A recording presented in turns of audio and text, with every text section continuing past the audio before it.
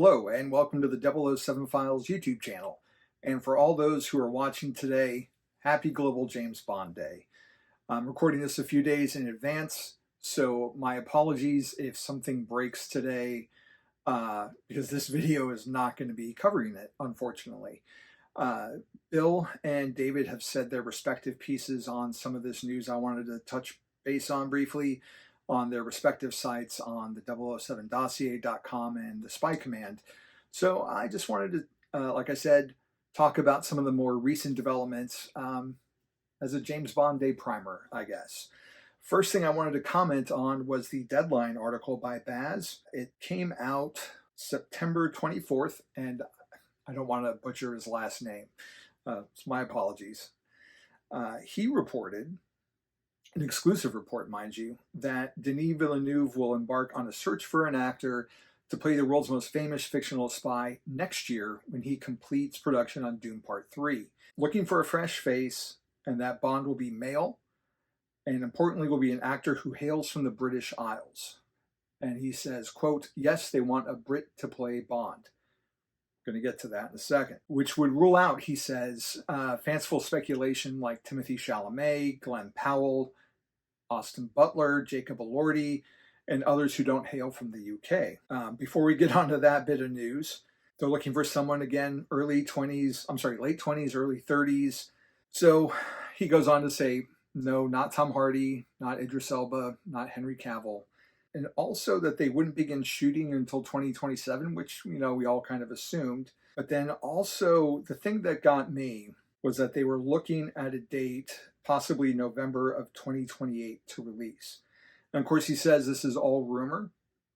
And I can definitely see how November, December 2028 would definitely give him enough time to work on things since he's working on Dune right now. But I was hoping, against hope, that because the script is being worked on and, the way the production is with it, that he could kind of do two things at once and that they would be pushing for a late 2027 release because it would be an anniversary year for Bond. It has the number 7 in it. So there's a lot of good synergy there. And the fact that if we wait until 2028, that'll be a 7-year gap between this movie and No Time to Die, which would make it the longest gap in the franchise history. I still think they could make 2027 happen if they want to. And again, this is all rumor. So while they're saying it, it may not, come to fruition. And heck, maybe even 2028 wouldn't even come to fruition. But I would hope that, again, this isn't a fact. They haven't announced the release date. So maybe it's possible. I'm still going to hold out hope, as unlikely as it may be. 2028 is the safe bet. But again, this is all rumor. He's been accurate on some things before and inaccurate on some things. So we'll know when we get there, when they finally announce who Bond is and what the release date is. So that is the Deadline story in a nutshell. Now, cut to World of Real, where on October 1st, Jordan Rumi, again, sorry if that's not how you pronounce it, Jordan, has an article, Amazon MGM pushing for Jacob Elordi to play James Bond in Denis Villeneuve's reboot. So he says that he's got a well-placed source telling him that Amazon is quietly pushing for Jacob Elordi as a contender, although no formal offer has been sent out, and that we're still a long ways away from official casting. He assumes that he'll likely have a screen test next year, which would line up with Baz's reports of being done when getting to the screen test, casting after Dune Part 3 is done. So it says that Villeneuve is expected to have a say in the matter.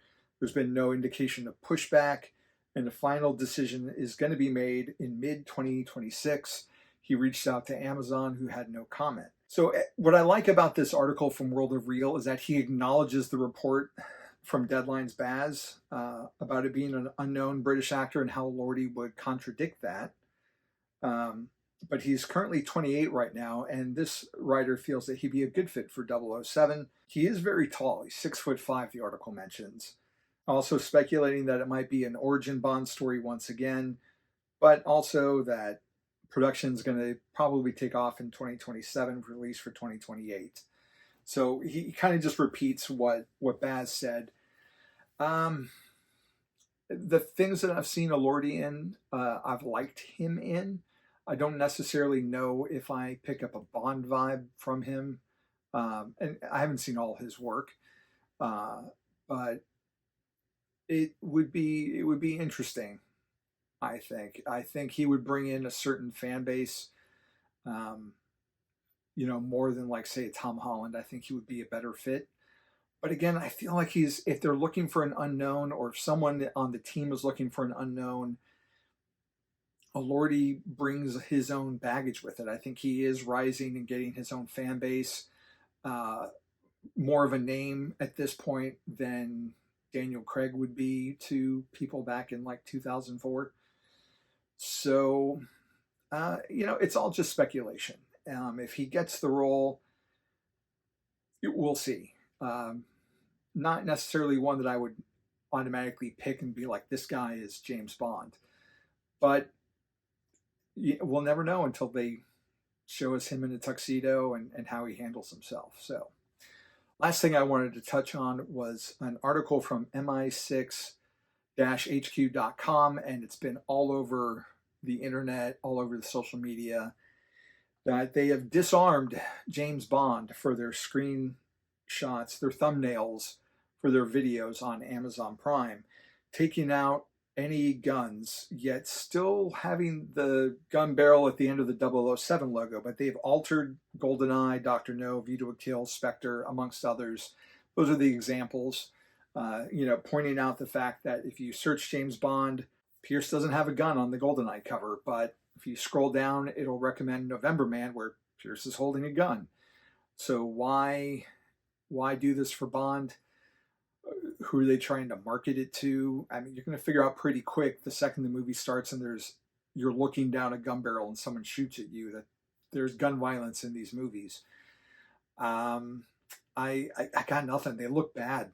These thumbnails look really bad. And I was at the optometrist today when I saw the news, and in the time I was waiting in the office, I whipped up this quick little thing, and I wasn't even trying, but at least like that's just a photo of Connery with no gun and, their boring background and all that, title and the font.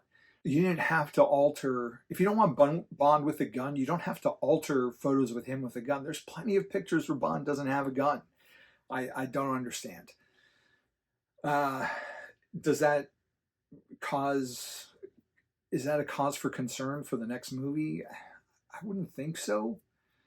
I can't imagine that we'll have a gunless Bond, and guns are still part of First Light, even though if you have to be authorized to use your license to kill. But I feel like that kind of falls in line with what the Hitman games are, where you can kill someone in many different ways, and the gun isn't always the best point. And they even made a fact of in some of the earlier games where they didn't want it to just be a mindless shoot 'em up. They wanted you to think and stealth around. So there are always levels based on stealth activity and quietly taking someone out. Even Bloodstone has moments like that. So we'll see, if how quickly they'll change those. But yeah, so that's kind of been the week in Bond news. I'm recording this on October 3rd. I don't know why I looked at my watch, because I know what day it is. So hopefully this will hit on Global James Bond Day. We'll see, what comes on sale. I know the Bond Experience has a live stream coming up today, so if you probably already watched that. But, here I'm just gonna, I'll be at work, but I'll put on a couple Bond movies, and I'd be surprised if we got anything today, any kind of acknowledgement. I mean, at least you would think Amazon would sell the movies digitally for sale at, on a certain price point. It'd be great if we got an announcement for like the next 4Ks, but not really holding out hope for anything, because it's not, well, films like GoldenEye have special anniversaries this year.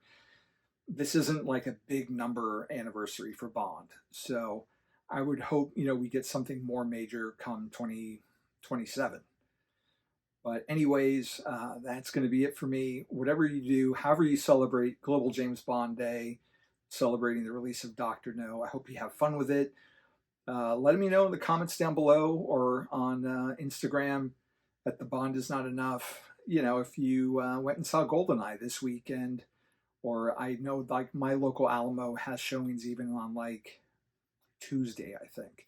So it's cool that, you know, that opportunity is available for those if you've got an Alamo Draft House in your region, or I know other theaters are showing them as well, especially in the UK. So again, thanks for watching. Make sure you do all the things, like and subscribe. We have the audio version. Check out our interview with Neil S. Bulk, the music producer for the new Thunderball 60th anniversary release. And again, just thank you so much for watching. The 007 Files will return. Take care.